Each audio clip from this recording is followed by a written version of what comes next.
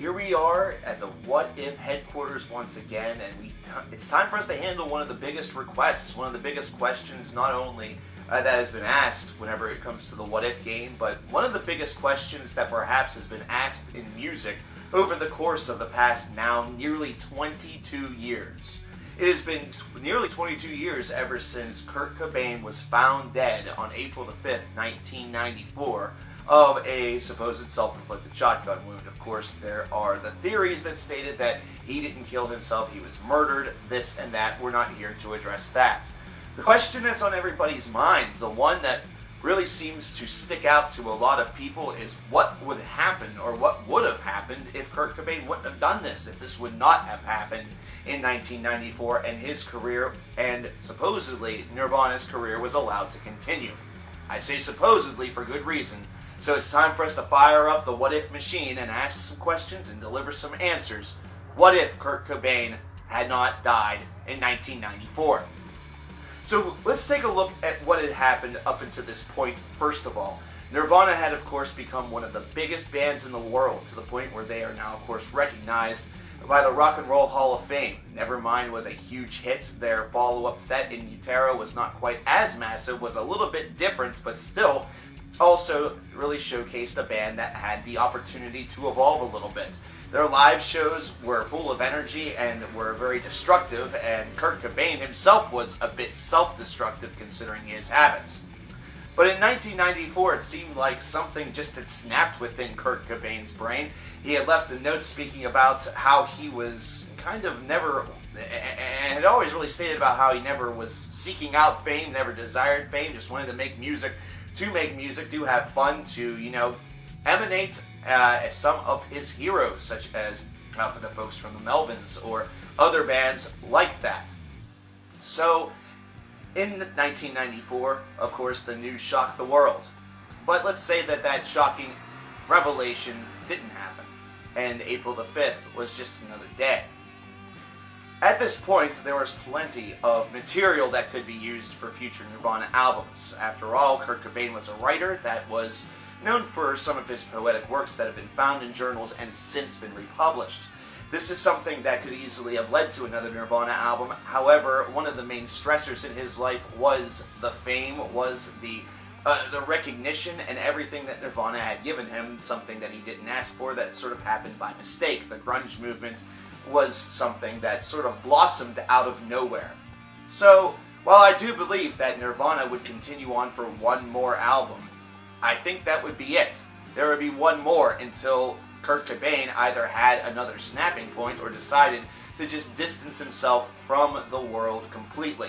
Think about what happened with Jim Morrison and the Doors, where Jim just became so eccentric and so disassociated with the life that he was presented with being in the Doors, that he opted to instead go away and become a poet, an artist in Paris, and then eventually wound up deceased. Instead, though, with Kurt Cobain, he instead retires to his homestead and potentially also finds another place to live, another place where perhaps he could raise Francis a little bit more privately. However, Kurt still has a love affair for music. He still has a desire. The Farewell Nirvana album was heavily covered by Rolling Stone and other publications like it, which meant that the camera eye was on him a lot more, given a lot of questions as to why this was happening and why it seemed like he was stepping away. Of course, he gives a couple of answers that are direct and to the point, but mostly he decides to be rather silent about this. What happens in the next couple of years is kind of difficult to predict. I still believe that Dave Grohl decides to form Foo Fighters based off of this, and what this really does is that it delays their debut a couple of years and perhaps changes up the material.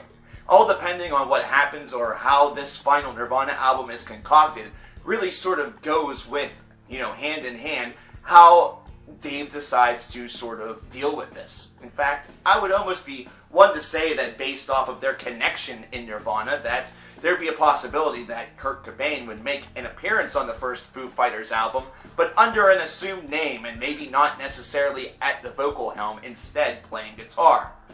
And this would actually start up something that would be a bit confusing and unfortunately would eventually lead to Kurt's ultimate demise. After Nirvana, Kurt still wants to put out music, and he still wants to be a part of the music scene. He still wants to play with some of his heroes and still influence the music that is within the scene. He does some guest appearances, but often goes uncredited to try to call off attention from him being a part of the project. With record labels, this becomes a bit of a struggle whenever he's doing this with a little bit, larger name acts, perhaps other members of the grunge-averse, but whenever it comes to bands that he had collaborated with before, such as Earth, this is a very simple thing to do, and instead leads to some albums becoming collector's items, or ones that are highly sought after by fans formerly of Nirvana. So, what he instead decides to do is take a lot of his writings and pursue a little bit of a solo venture.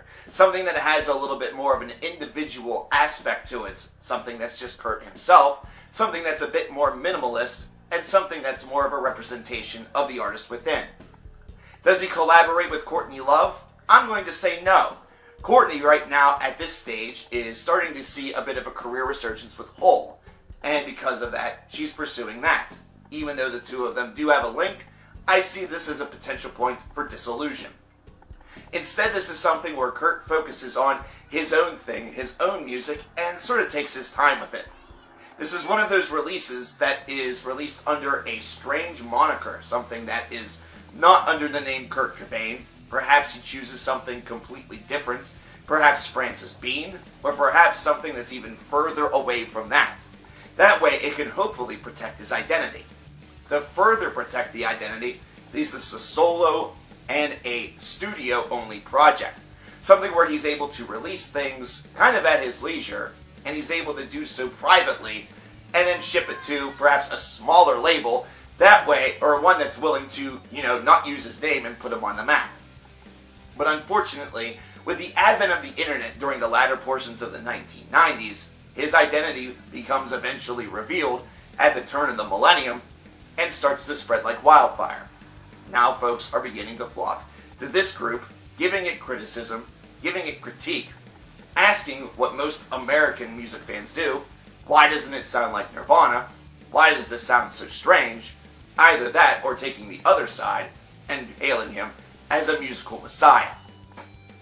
This once again just causes the same effect that Nirvana did. Once again, his name is in the spotlight, and even though he might not necessarily have the cameras and the lenses in front of him at all times, it may not necessarily be the height of Nirvana, it is still something where that image, that idea of Kurt Cobain still remains. Unfortunately, Kurt Cobain has never gotten off the junk. He is still a drug abuser. He is still somebody that was not able to disassociate himself away from heroin.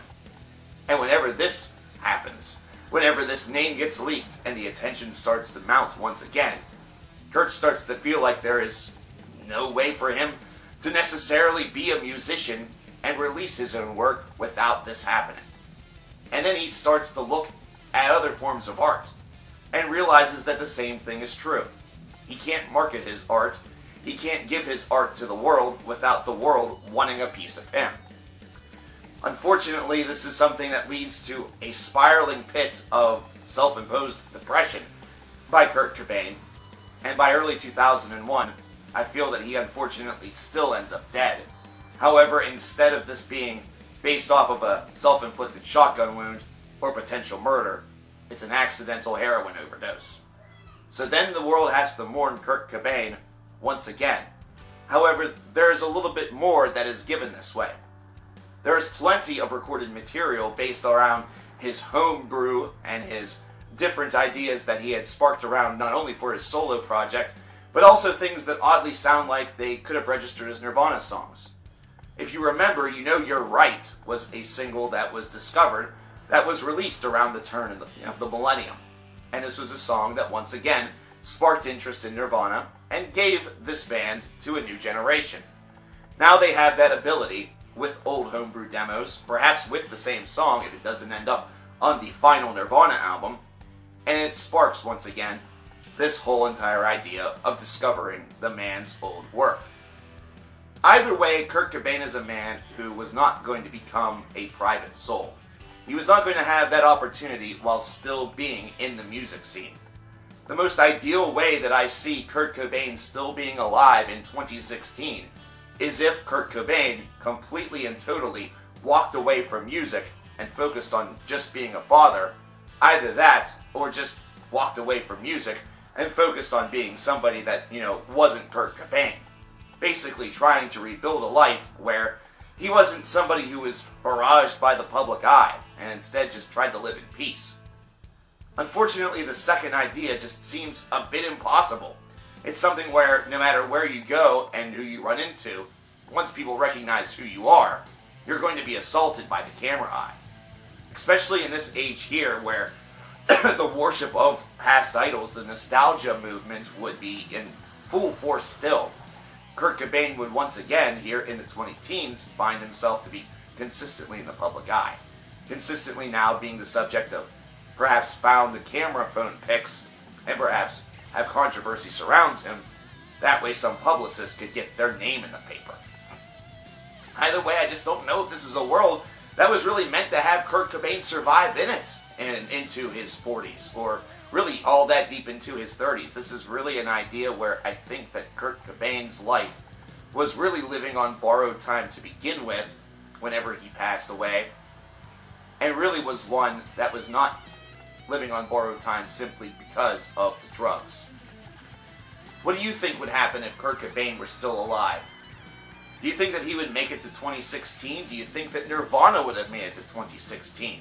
This is merely one theory, and this is one where I encourage you to post your theories about what would happen to Kurt Cobain had he not, unfortunately, met his end in 1994, nearly 22 years ago, and was still perhaps among the living. Let me know your thoughts in the comments below, and let me know also what you think one final Nirvana album would be called. What do you think the title would be? Because, quite frankly, I don't know. Untitled almost seems apt, a little bit poetic.